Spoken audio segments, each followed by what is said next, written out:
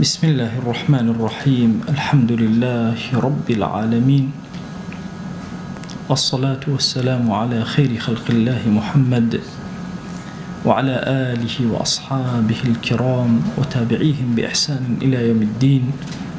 ربنا أرنا الحق حقا وارزقنا اتباعه، وأرنا الباطل باطلا وارزقنا اجتنابه. ربنا آتنا في الدنيا حسنة وفي الآخرة حسنة وقنا عذاب النار.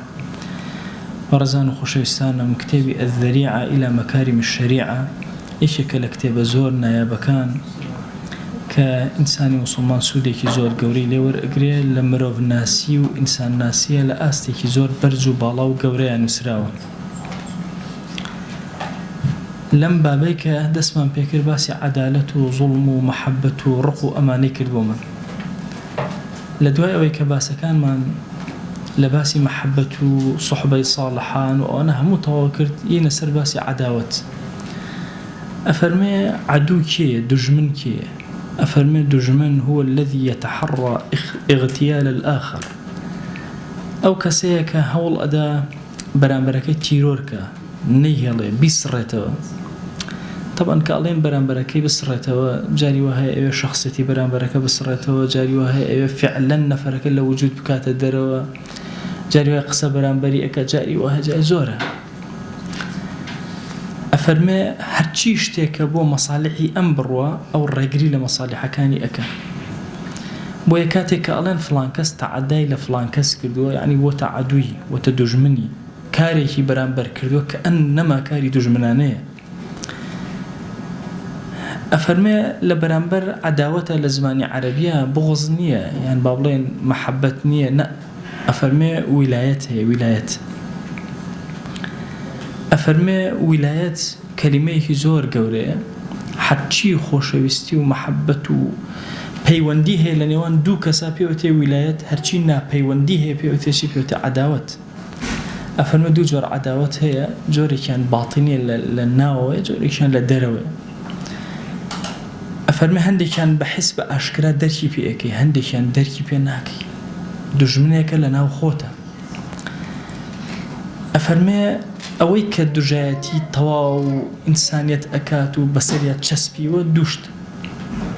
يكم دجمني سرسخت كإتر هيج مجالاتي كنا من تولى الظاهرة لباطنة محاولة أكابو لخشتداني إنسان.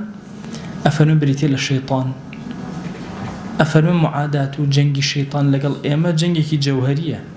لكروك مانايا مجال من بناه الله توا هول أدا لقل مانا من توينه توا بويا خواي قورا حذري بإيما دا والطوامي حذر. فرمي إن الشيطان لكم عدو فاتخذوه عدوا. الشيطان بو إيو دجمنا إيوش بي كان دجمني خوتان. مسألة كردن بشيطان كردن بدجمن يشكل أرككاني إما كأبي زور إشي لسرك. همو إنسانك شون بيوستي بصديق هي كومالك خوشويز بدوري وبن بهمان ششن همو إنسانك عدوي هي أبي دجمنا كاني بناسي كاريان لسرك رايان قريبيان وستينه خوا جل جلاله يشكل دجمنا السرسخت كاني وإما دياري كروك كشيطان. أفرمي ألم أعهد إليكم يا بني آدم ألا تعبدوا الشيطان، أو شيطاني كدجمنته هند جارو هاد لي أكا تو برستني أكي برستن يعني بجوي أكي جرايالي أكي شويني أكي. طبعا تو بير كرو كسي زور دجمنه بيتو لها مشتكشا جرايالي أبكي تو شويني بكي. إن هذا عدو لك ولزوجك. بآدم عليه السلام فرموه هلا أولا سرتاي خلقه وتيا قال لي بأم شيطان دجمني خوتو خيزانا كشته هردوكتان. آياتي كتير أفرمي ولا تتبعوا خطوات الشيطان. وأنا زين دجمن مانك الشيطان تنهاكم الله فيالي هي نا فيالي زور خطواتي زور فيالكاني زور وقورن. إنه لكم عدو مبين أو دجمنك أشكرايا وإيو. طبعا خطوات الشيطان سبحان الله زور كتابة كيبا ناوي تلبيس إبليس. ابن جوزي دايناول لما جي رمضان هندي برقم ليه وتوفي على كان الشيطان. يعني تصورك شيطان أنواع جوري فيل داني ببي نفركان ببي قوتي نفركان لاوازي نفركان كسيوها توشي الشركي أكا الشيطان كسيوها دەرەقەتی نایە تووشی گوناهی گەورەی ئەکا تووشی گوناهی بچووکی ئەکا دەرەقەتی نایە تووشی بیدعەتی ئەکا ئەهەم و مهمی لە تێکەڵ ئەکا شتێکی زۆر مهم هەیە مهمترینە واز لە مهمترینەکەیانە ئەچێ بە شتێکی ترەوە ئەنیشەکە بەهاکەی کەمترە دائما ئەم شتانە بە پێی نەفەرەکانە فەرمە نەفەری وا هەیە شەیطان زەفەری پێیان لە دەستنوێژ 50 جار دەستنوێژ ئەگرێتەوە باشە ئەمە شریعەت بۆی تهدید کردو بۆی دیاری کردو دە هەر واز نایەنە واز ئەم شتە ئیتر لەلایەوە ئەبێتە مقدساتێکی زۆر گەورە جاری وایە نوێژە فەرزەکەی لە دەست دەرەچی وەختی خۆی بە کەسمانەوە دەمامە کاکە بۆ خاتی خوا گەر نوێژی بەیانی ناکەن دامەنیشن بۆ شەوی لەیلەتول قەدر نوێژی بەیانەکە فەرزە شەوی لەیلەتول قەدرەکە سونەتە ئەوە فێڵی شەیطانە لە ئەخیری شەوی لەیلەتول قەدرە لە نزیکی پارشە و خەوێکە هەیە عەجایب هێرشە وەیەنێ ئەو لە شەیطانەوەیە محاولە لەگەڵاکە تۆ لە جەنگای ئەفەرمێ یەکەم دانیان ئاگات لێبێ ئەوە شەیطانە و دوژمنی تۆیە خوا بۆی تهدید کردووی دووهەمین دوژمن هەوا و ئارەزوەکانی خۆت نفسی خۆت ئەفەرمێ ڕاغب پێ ئەوترێ نەفس خوا جەل جەلاوە لە قورئانە فەرمێتی ئین النەفس لەئەمارەة بالسوء نفسی تۆ نەک ئامیر بەسووە ئەمارەت بەسووە یعنی چی یعنی زۆر زۆر فەرمانەکە بە خراپە بەردەوام وازت لێ نایەنێ شتێکە لە داخلی خۆتە جاوەرە ئینسان دوو دوژمن هەیە یا دوژمن دەرەکیە ناوەکیە ئەمە شەیطان دژمنێکی دەرەکی دژمنێکی ناوەکیشت هەیە کە بریتێ لە نفسی خۆت مەجالت ناداتێ لە فەرمایشتێکە پێغەمبەریان صلی الله عليه و سلم ئەفەرمێ ضعفێک لە فەرمایشتەکە هەیە ئەفەرمێ ئەعدى عدو لك نفسك التي بين جنبيك دژمنترین دژمنی تۆ ئەو نفسەی خۆتە کە لە ناو خۆتایە لە خودی خۆتایە ئەمە کە لە خودی خۆتایە گەورەترین دژمنی تۆیە ئەفەرمێ غەضەب و تووڕەیش کە لە ئینسانەوە هەڵ ئەکات و جاری وایە لە حەدی خۆی تەجاوز ئەکا ئەڕوا ئەفەرمێ عینەن ئەمە ئەم دوانە ئەبنە ڕێگەیەکی زۆر گەورە بۆ شەیطان هەوای خۆت ڕێگەیە تووڕەیشت ڕێگەیە ئەم دوان یەکسەر شەیطان تۆ بیرکەرەوە لە ناو دژمنێکت هەیە باشە ڕێگەی هەیە بۆ هاتنە ناوە ڕێگەی نەفسە بۆی شەیطان دژمنە دەرەکیەکەی هێرش کاتە سەر لە کوتوبڕێکا دژمنە دەرەکیەکەی هێرشە کاتە سەرت چه هێرشکردنێ بەهۆی چیەوە بەهۆی ئەوە یا شەهوەت جوڵاوە یا تووڕەیی جوڵاوە لە ئینسان ئەم دوانە کە جوڵا بە ئاسانی شەیطان بەناو ئینسانەیەت و ئاموشۆکە بۆیە فەرمایشتەکە ئەفەرمێ الهەوا شەیطان والغەضب شەیطان هەوای نفسی ئارەزوی ئینسان شەیطانەوە خۆی بۆ چکە ڕێ بۆ شەیطان ئەکاتەوە تووڕەیش لە ئینسانە ڕێ بۆ شەیطان ئەکات بۆیە زۆر گرنگە ئینسان لە تووڕەیە زۆر خۆگر بێ خۆی ڕاگرێ جەنگکە لەگەڵ خۆیە چکە بۆ ئەمە جەنگە لەگەڵ شەیطانە فاتەخیذوه عەدووە یەکێک لەو ڕێگانەی شەیطان زەفەر بە تۆ ئەهێنێ دنیات لێ بچووک ئەکاتەوە فکرت بچووک ئەکاتەوە هەمووی لە ڕێگەی تووڕەیەوە ئینسان بەس خۆی بگرێت لە کاتی تووڕەیە هەمیشە براوە ئەبێ بۆیە پێغەمبەری خوا صلی الله عليه و سلم وتیان کەسی تند و ئازا کێیە باشە فەرمووی ئەو کەسەیە الذي يملك نفسه عند الغضب نفسی خۆی ئەگرێت لە کاتی تووڕەیە تووڕەیەکەی دەرنابڕێ هەڵچوونەکەی ڕائەگرێ زۆر مهمە لە ئینسانە ئەبێ تەمرینی لەسەرکە ئیشی لەسەرکە موسى عليه السلام فرمي هذا من عمل الشيطان إنه عدو مضل مبين كور الشيطان كردوي لقال إنسان زور خطر توشي قمراي زور أكا كور الدجمنيك إنسان بلا ريا لا أبا زور أشكراش الشيطان كتي إنسان هر متابعي أكا هر شويني أكا يخوي تسليم أكا درقتنا دجمن أشكرا كاني تو أم دجمنانا طبعا نهينين الشيطان هر دجمنێکی نهێنیە کاری لەسەرەکە هەوا و نەفس و ئارەزوی خۆت دژمنێکە کاری لەسەرەکە کۆمەڵە دژمنی ئاشکراشمان هەن یەکێکیان ئەوەیە کە بە ئاشکرا حقت بەرامبەر بە تۆ دەرئەبڕێ و بە ئاشکرا جەنگ لەگەڵ تۆیە ئەکات و مامەڵێکی ناتەندروست ئەکە ئەوێ زەرەر پێ بگەێنێ یان ئەوە تا هەوڵ ئەدا یان ئەوە تا هەندێشت ئەشارێتەوە لێت بە جۆرێک لە جۆرەکان تەوان هەومان هیچ ئینسانێک چۆن هیچ ئینسانێک نێبێ بە سەدیق بژی هیچ ئینسانێک نییە دژمنی نەبێ یەک مرۆڤنی ئەم فکری ڕاغیبە هەمومان دەورەمان ئاوا دراوە بە دژمن ئێتە دژمنەکە شەیطانە نەفسی خۆتە نا خزمێکی زۆر نزیکە خزمێکی دوورە هاودەمێکە هاو ڕەفیقی نا لەناو کۆمەڵی ئەعدا و دژمنین هەندێک لە دژمنەکان زۆر حاقیدن زۆر بە توندی هەوڵ ئەدەن بە حقدەوە مامەڵە لەگەڵ تۆیە بکەن یەن زەررت پێ ئەگەێنن أفرمي همو مروفك أجر بيتو خصلتي خوي خصلتي دجمن كارانه بي أو بشي سبوعي لناوية زورة درنداتي لناوية زورة. طبعا إنسان بشي درنداتي هي بشي شيطاني هي بشي شهواني هي يعني بشي رحماني هم مشتاق لإنسان هي بويا مثلا تصور كان إنسان أجات بلي عداوته جورا أي سبيل كانوا كسك تعذيب السجني أدا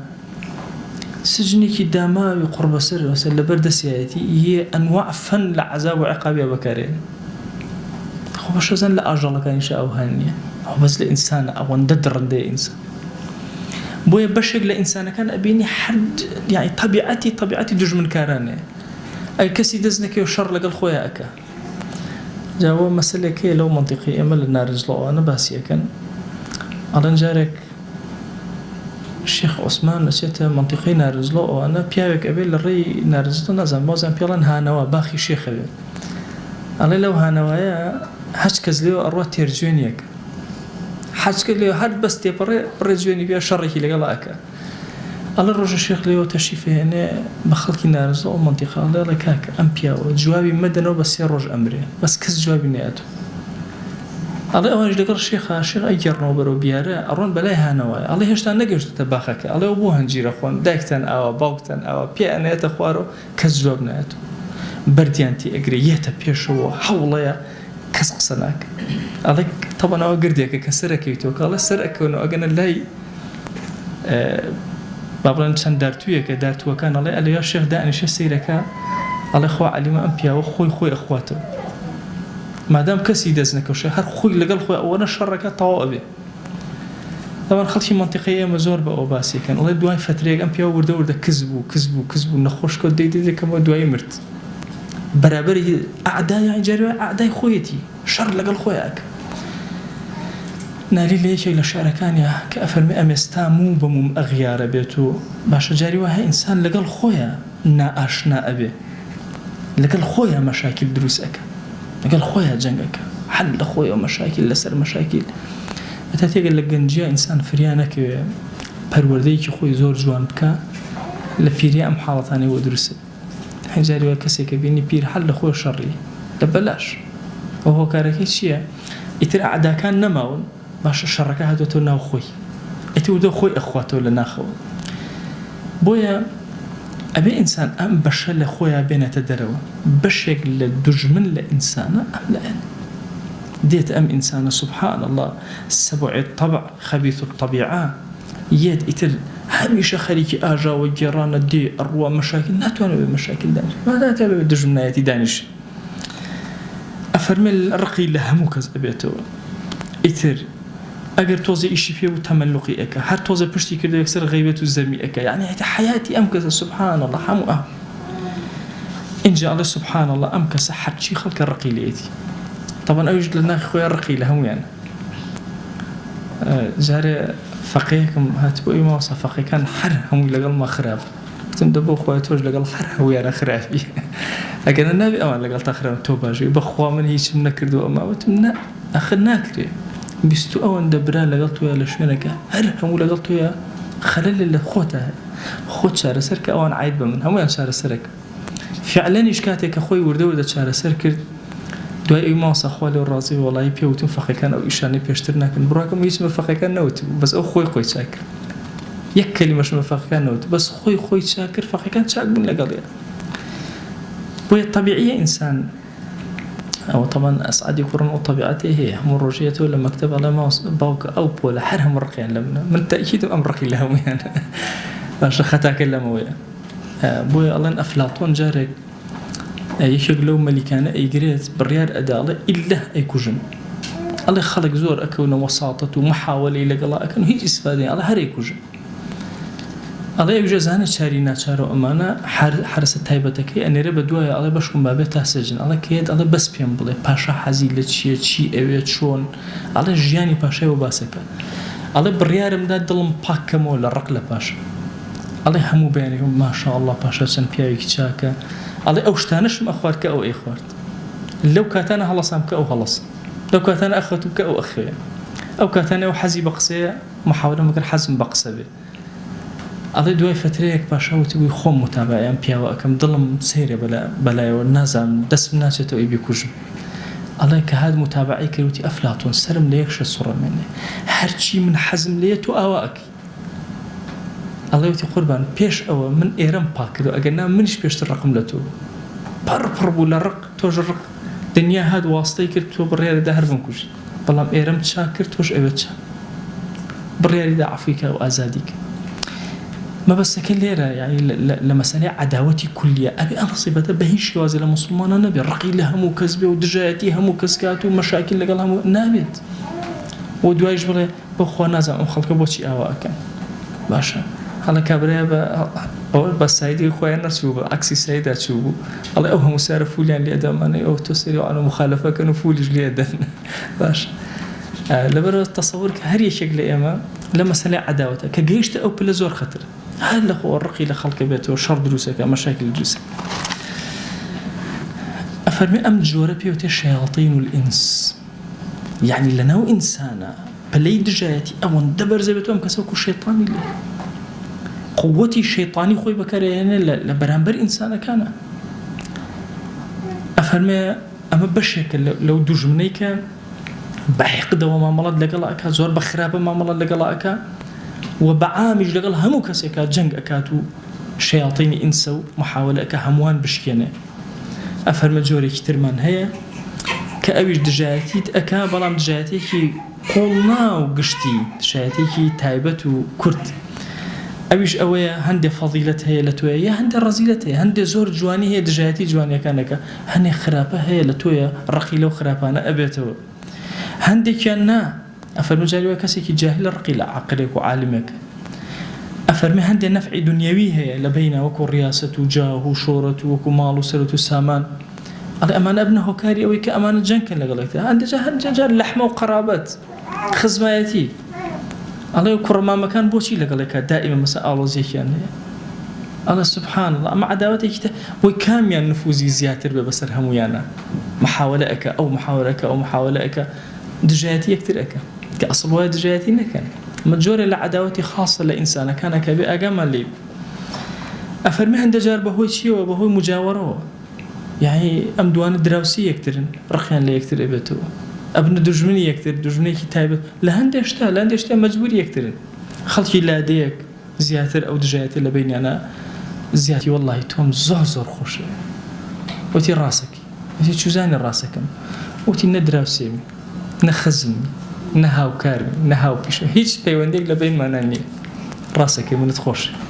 چکە بۆ کە ئەم پەیوەندیانە ئەبن لە خۆوە ئیتر شەیطان خۆوازر لێ ناهێنێ ئەم عەداوەتە دروستەکە بۆ جاری وا هەیە طەبیعی لەم مەسائیلی عەداوەتە ئەبینی دوو برا سبحان الله وردە شەیطان لە بینیان ئەبێتە عەداوەتێکی زۆر گەورە لە نێوانیان جارێ وتارێ باسی براو خوشەکانم کرد کە ئەبێت چۆن بن لەگەڵ یەکترا چۆن بتوێنەوە بۆ یەکتر طبعا لە وڵاتی ئێمە زۆر ئیش لەسەر ئەوە کراوە براو خوشک لە یەککردن ئەو توانەوە نەمێنێ ئەو مەحەبەتە نەمێنێ شتی بچووک لە بینیانە زۆر گەورە پێیان چارەسەر ناکرێ کەسیان تەحملی ئەوی تریان ناکە هەموویان بەرامبەر بە یەکتر ئەوەستنەوە قسە بەرامبەر بە یەکتر ئەکەن ئەوە ئەکەن دوای وتارەکە پیاوێک هاتوتی ماوەسان برایەکم 12 ساڵ لەسەر جێیە تەمەنا ئەکەم لە حەزایەک بچمە لای ناتوان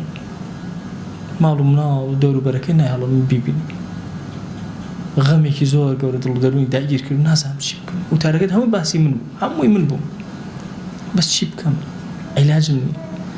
تەسەوەر کە شتانێکی بچووک لە نێوانە وا گەورەی ئەکا شەیطان ئەتوەرە ئەم عەداوەتە دروستەکە لە بینی ئەقاریبە لە بینی خزمە لە بینی دراوسەیە ڕقە بەرایەتێکی زۆر سەیر ئەفەرمێ جۆرێکی تر لە دوژمنمان هەیە ئاگاتان لێبێت دوژمنێکە هیچ حقد لە دڵیان نییە بەرامبەرت ئەبەدەن یەک زەڕە خۆشی ئەوی دژایەتیشت ئەکە ئەفەرمێ ئەوش ئینسان لە ئەولاد و خێزانیان ڕەنگ ئەدات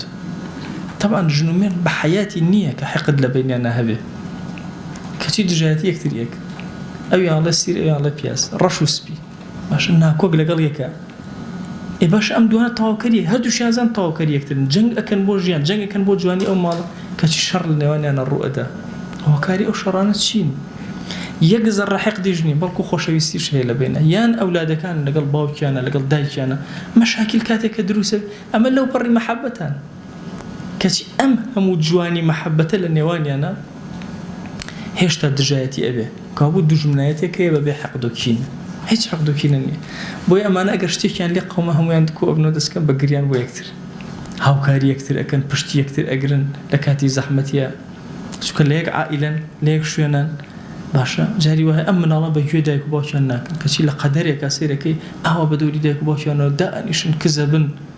یا کاتێکە باوکیان لەدەست ئەدەن چیان لێ ئەم مناڵان گوڵێکی گەشت چۆن ئاوی نەدەی وردە و دەوشکە بێ ڕێک ئاوا وردە و دەبەرە وشک بوون ئەڕۆن بوي أم جورا خوي يقول القرآن أفرمي إن من أزواجكم وأولادكم عدوا لكم فاحذروهم برك لا خزانة كانتن بري لمن الله كانتن إن من أزواجكم منك همو خزان وهم من منك أبو تبعيضة هندي لخزانة كان هندي لأولاد كان عدوا لكم فاحذروهم دجاتي تانا كان آقاياتان لين بي ولا ما فرميات شون دجاتي تاكن فرميانا بياو توشي حرام أكن توشي شكاني أكن لنا وخلقه جاري وهي كسيك يك دنيا شخصتي كوكرتو من الله شيء إذا بقى عدوا لكم فاحذروهم خزانك إذا بقى عدوا لكم فاحذروهم جاري وهي أم باوكا طواوي أموالي خوي هم يسرفك بلكو توشي دزي أبي توشي أنواع كاري حرام خوري أبي اللي بيناي من الله كابو إن من أزواجكم وأولادكم عدوا لكم فاحذروهم لفرمايشتك أفرمي دجنكت أولنية كبران برد وستاو جنگ لقلا أكا أجر بيكوجي أجر دسكي وأجر أوتو بكوجي بشيتا بهشتاو نا دجنكت نفسي خوتا لنيوان لا شيء خوتا خزانكتك لقلتها من على كانتك لبشتو صلبي خوت أم جور لوانا حقد لنيوان نية خو نفسي إنسان حقدي برامبر بإنسان نكات دجاتيك بلام هوايا وأشني بيوايا مصالح إنسان لوايا خو خزانك معاندة أويني لقل مغزيني لقل هاوسرك بلام أما الشيطان وهاي ليك ردوك أم خزانة أم هاوسر لقل مردك خو يا مردك لقل هاوسرك بهمانشش أو دجاتي لنواني أنا ربدا يا أولاد كان بهمانشش أفرمي أمانة هوكارن بو هلاكي أخروي إنسان لدنيا قتنا يلن أو كسيان هي بهلاكا بشي هول أدان رايقر بلام لآخرة إنسان شر مزار أبي وهو منالو أولاده أواني يدورو بري خوي أفرمي دي بزانة إنسان همو إنسانك لمسألة عداوة بشيكي شيطانيتي لقد شيطانة نقطيكي مشتركة لبيني إنسان شيطان بين بيشاي ياخذ عداوة نقطيك مشتركة لا شيطانه لا إنسانه ممكن أم عداوة الزيادة وإنسان ودو دبر أقل يشتر برو بوي خوي يقول القرآن فرمي وكذلك جعلنا لكل نبي عدوا شياطين الإنس والجن عند دجمن باشا كل الشيطاني إنسان عند دجمن لشيطاني جن باشا أمان لبين يكترى حتى يوحي بعضهم إلى بعض يعني الشياطين شياطين الجن شربا كان بجوي شياطين إنسان أم شتشبكن أو خرافيش بكن أو شبكن برامبر بفلانكس وشيواز أفرمي أوندا العربة هاشتك آزاري بإنسان جاندو بيان تو شيطان بويا فرموانا ما ليلة الفقير إلا شيطان مجنون طبعا فقير لزمان عربية الراغب لي ربا مطلقي الله بمعنى بيرده بلام لمفردات ألفاظ القرآن الله قيلك الله بمعنى بيرده شكا فقير طبعا فقير بو بيوترا فقير لفقرات واتو يسقوم الله فقرات شكا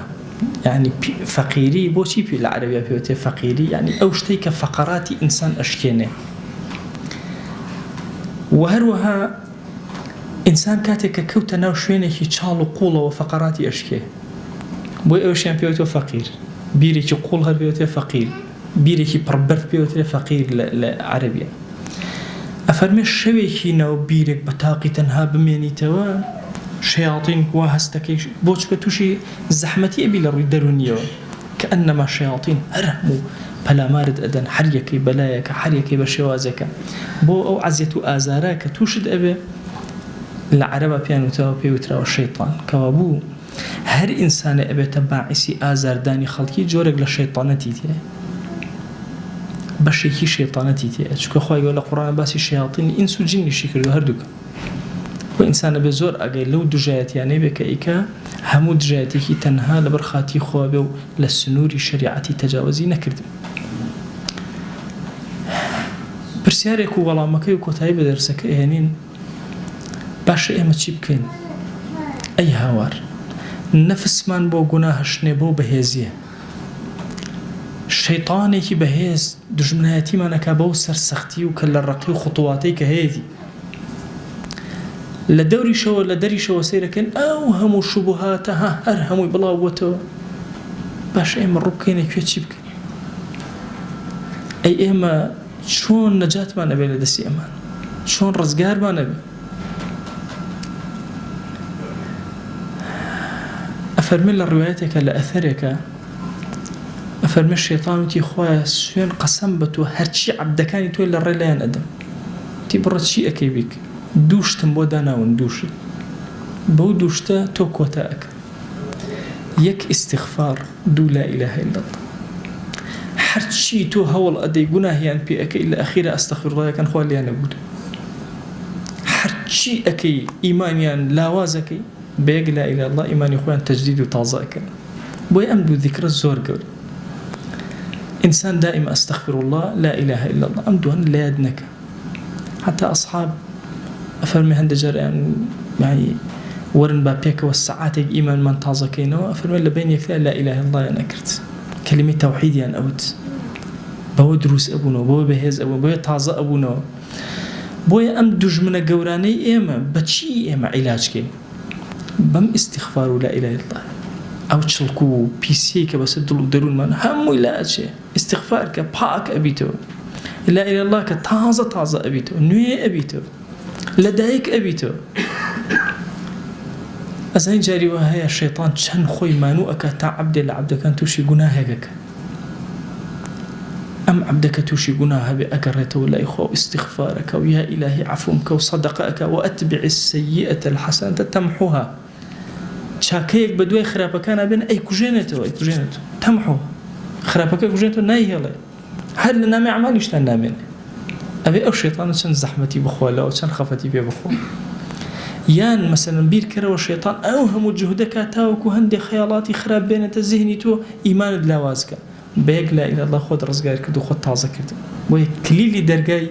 سركوتني وسد جمناتي لقى الشيطان بريتي له ذو ذكرى كبريتي له استغفار لا إله إلا الله لإخوة جان داول لي أكين بناوي جواند وصفتي برز باسم عظمة رحمة بزي خود بسلمانا ببارنا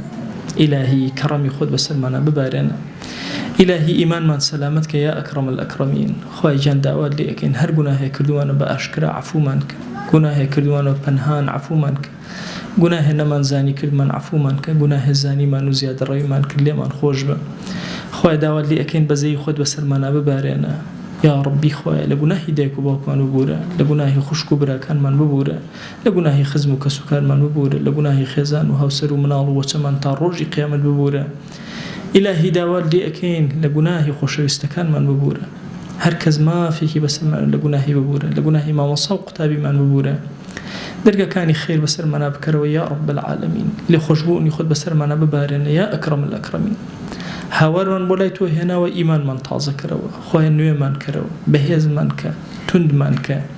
لقل دين كتاب من جينا لقل دين كتاب من مرينا بوشي شايتو مانا وإيرا بجيبيلين يا أكرم الأكرمين خواه جان همو من دنيا يقرفت من هي همو قرفت كان من بولايتو برزكين وشارسل لايتو تو شارسل منك أو من بحال مال مالدارك أو من بمنال منالي في عطاك أو من بمنال منالي صالحك إلهي أو من نخوش الشفاء ببنيرا أو من كم رزق رصي حلال زيادك أو من قرزار قيسر شاني سوكا إلهي داوال لي أكن بناوي جوانت وصفتي برزجان داوال لي أكن بقوري خود بعفوي خود برحمتي خود ببزي خود قبول من بدر إلى أسمانك كان قبول من بدر إلى زبي يا رب العالمين خويا داوال لي أكن همو كلماتك لخزمتي أوسين بك رشرائك روشن ونوغورا كان من يا رب العالمين خوای گیان لێت ئەپارڕێ لێت ئەلاڵێنەوە ئێمە تەنها لەبەر خاتی تۆ لەم شوێنە کۆبووینەوە تۆ خۆت لێمان قبوڵ کە تۆ خۆت وەرمانگرە ئەم شەومان بۆ تۆ ڕووناکردەوە دڵمان ڕووناکەرەوە گۆڕەکانمان ڕووناکەرەوە ساحەی مەحشەرمان ڕووناکەرەوە إلهي بدم شابي قشو جوانا وبخزمتي بيغمبر من صلى الله عليه وسلم بقينا إلهي بأمتي أو قبول مانك بشوين كوتي أور مانقرا لجر سيبري آلاي أو حشر مانك صلاة والسلام دلي إيمي بيبقينا يا رب العالمين بخوا پروردگارا بدل اشتياقي ديداري أو أكين هانا من بولايتو هنا ويا إلهي صلاة والسلام إيمي بيبقينا محبتي دلي إيمي بيبقينا يكيكنا ومن لخزمتي بينا يا أكرم الأكرمين آمين آمين والحمد لله رب العالمين وصلى الله على سيدنا محمد وعلى آله وصحبه وسلم تسليما كثيرا أبدا إلى يوم الدين.